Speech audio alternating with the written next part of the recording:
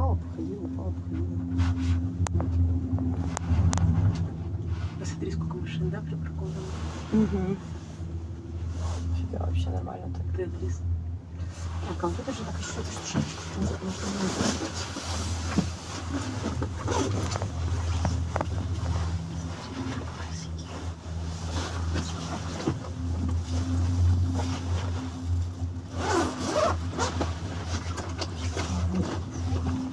Вот, перчатки потеряла.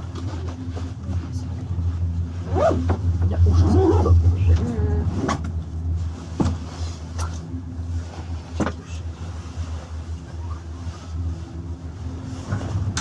Я вчера вышла из дома, значит, шарф, очки еще.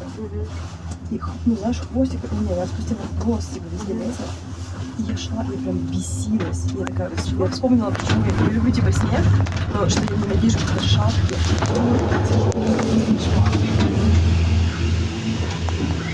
Что тяжело еще раз?